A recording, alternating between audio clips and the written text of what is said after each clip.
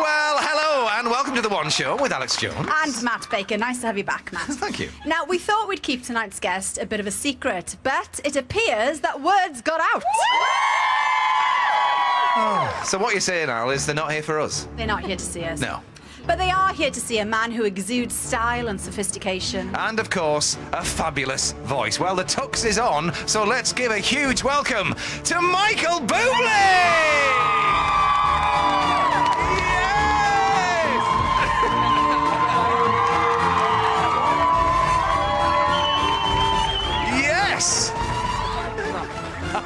Lovely to see you, Michael. Lovely to see you too. Now, it's a pretty big day for you today. To Be Loved, the new album, is out. Yeah. How are you feeling? How are you feeling? You know, I feel really good, and I thought that I would celebrate by obviously coming here with you, but I also wanted to look like twins with my friends. So there we are. There we are. Well, listen, I guess you don't know how it's going at the moment with sales, but we've got some news. You for do you, not. We do. We have a little bit of news. We do already have the news that you are already at #1 in the download charts of the album. It's all right, isn't it? Congratulations. Thank you. It's a beautiful day. Thank you. Do you know how many times I called and bought my own song today? Now, we've set up the stage, Yes. especially for you. This is Got going to be Michael so Bublé much and everything fun. in the background. Yeah. So you're going to sing later on, but can you give them a bit of a taster? You know, like to sing something? Yeah. I'd like just to make me feel, you know, I'll do it. Can I get in the middle of you guys and be part of the group, though? What are we going to sing, Michael? Whatever you want, whatever you want. You make me feel so young, a little piece of it? You start us off. You make me feel so young. You make me feel that spring has sprung. Yes. And every time... Okay, let's just cut to that. I think of you. Ready, we'll cut to the... You and I just... running around the meadows. All those forget-me-nots. Well. Bells to be rung and a wonderful thing to be flung. And even when I'm all the greater is today, because you make me feel so... Man, I just feel so... You make me feel so young. Brilliant. Brilliant. We're going to have more from that a little bit later on. Anyway. That was wonderful. Your dad was a commercial fisherman, wasn't he? He was. My father was. His father was.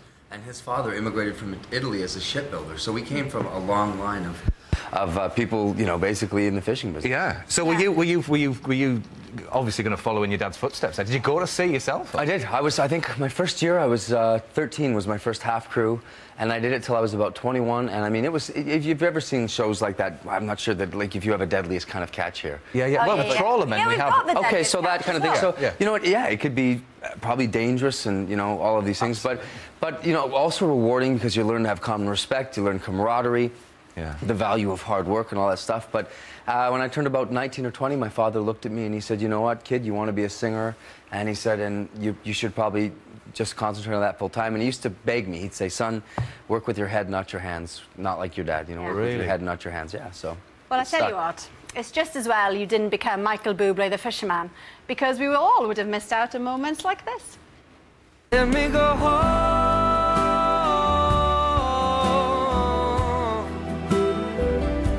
I'm just too far from where you are. I wanna come home and end this crazy life and through these crazy times. So don't go higher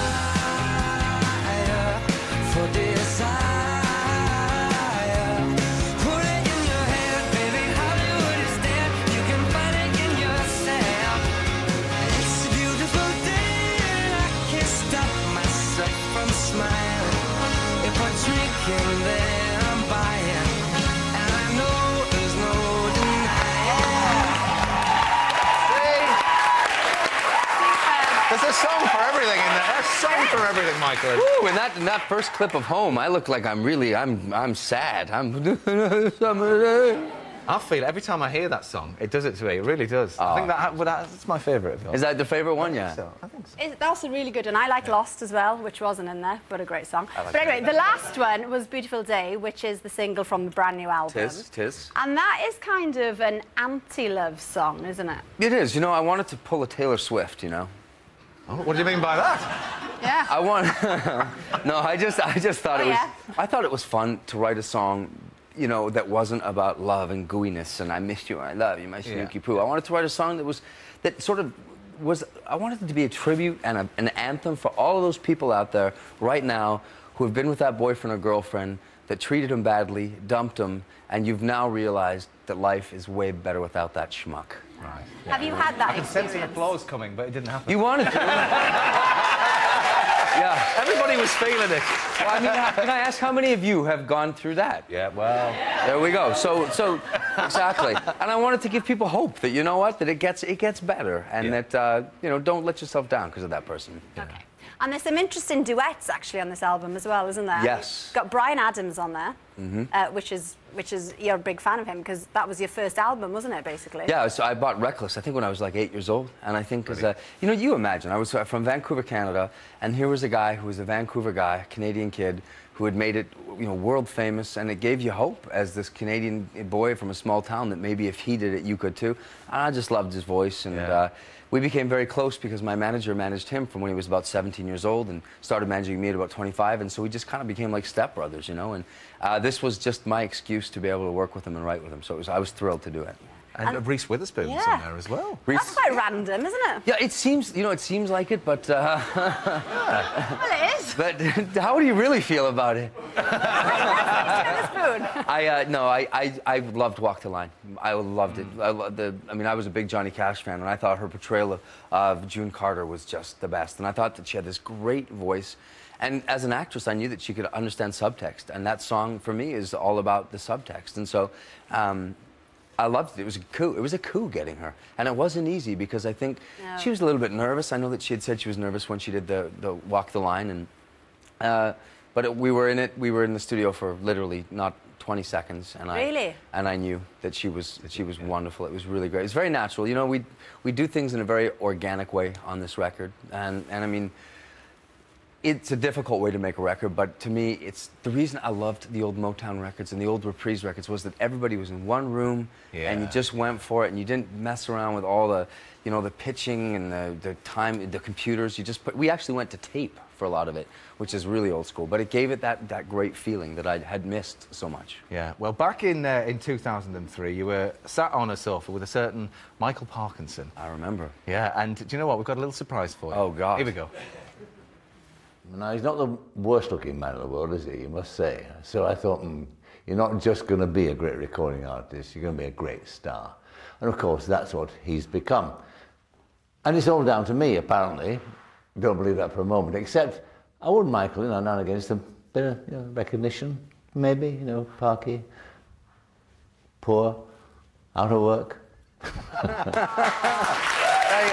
you got a message back for him? The poor lad. I do have a message back. Is that, where's my camera? Yeah, go straight down to there. Well, here, you know what? The truth is, he did have more to do with it than anyone can imagine. I'd come to London to do my first showcase for very few people, and I had this woman from the company came running up to me, and she was very emotional, truly crying, and she said, "You have Parkinson's, you have Parkinson's," and I thought, I'm gonna die for sure. Michael. Little did I know that truly this gentleman, this wonderful man and his wife would take me under their wings and truly take me to a place I never thought he'd go, not just for me, but for guys like Jamie Cullum and even Winehouse. He was such a wonderful champion for us, and I love him to death. I love him to death. I'm so happy that I just got to see him. Well, let's hope we have some of the effect that Michael Parkinson... Yeah, well, you never know. We might be doing recorded messages for you in a few years. Yeah, maybe. And don't forget, Michael, of course, will be performing live at the end of the show. Of course. And you're a bit of an art collector, well, a photography collector. Actually. Yeah, well, it's art. Yeah, there's a gentleman named Bill Claxton, one of America's greatest photographers, and I used to live near him, and we became close. And he was a wonderful man. He was a gentleman. He's gone now, but he got many of the greatest photos of Steve McQueen and Louis, you know, Satchmo, all these great people. And you've got some of his stuff then in your house. Whereabouts do you hang it? Well, I've got a bunch. Have you? Yeah, in different places. Some of them just in safes and stuff. But I really loved him. That's yours, I think, isn't it? Is that one? Yeah, that's Chet Baker. That's one of his great shots. Nice. Is he a trumpeter, was he, Chet? Chet was a trumpeter, great jazz musician, and a kind of a very troubled soul. Very cool. I'm looking forward to the movie they're going to make about his life one day. Yeah. Okay. And you spent lots of your childhood in sort of swing clubs, didn't you? Because your granddad, Mitch, Well, he was sort of your inspiration, is that fair to say, for getting into the type of music you do now? I would say that he was, you know, I was at a young age drawn to it through, you know, through Christmas music and everything, and Bing Crosby and all that. Yeah. But he was. You? That's me. You changed loads. Yeah, a little bit, yeah. He's my best buddy still. And what he would do, he's a plumber, and he would go into different nights. I was only 16 years old when I started working in the clubs, and basically not drinking age. So he would sneak me in, and basically he would sort of, you know, do plumbing work for them under the table so that they'd at least let me play.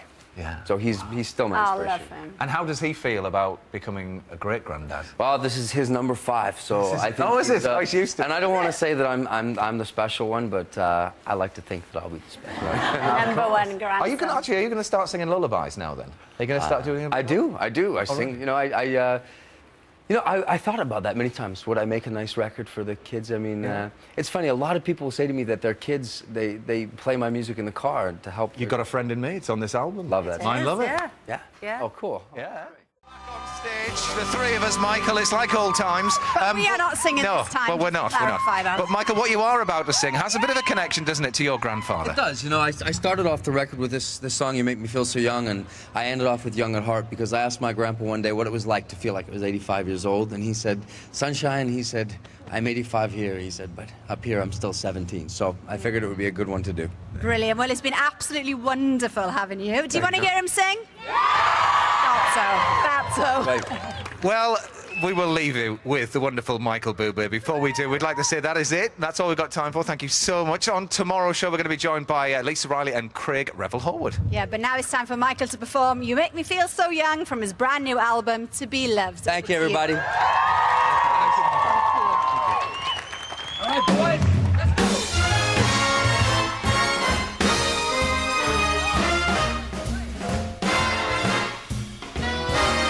You make me feel so young. You make me feel that spring sprung. And every time I see a grin, I'm such a happy individual. The moment that you speak, I wanna go play hide and seek. I wanna go and bounce the moon like a big balloon. You and I are just like a couple of tots running across the meadow, grab all those forget-me-nots. You make me feel so young. You make me feel there are songs to be sung, bells to be rung, and a wonderful fling to be flung. And even when I'm old and gray, I'm gonna feel the way I do today, 'cause you make me feel so young. Oh, you make me young. You make me feel that spring is sprung. And every time I see you grin, just a happy individual. The moment that you speak, wanna go play hide and seek. I wanna go and bounce the moon like a big balloon, because you and I are just like a couple of tots running across the meadow, grabbing up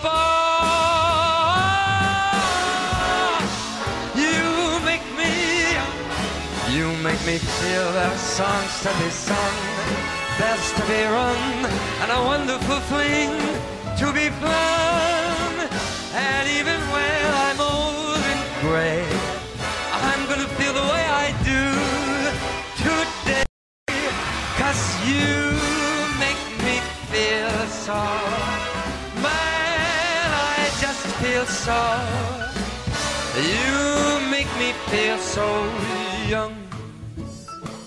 You make me feel so young, baby. So young.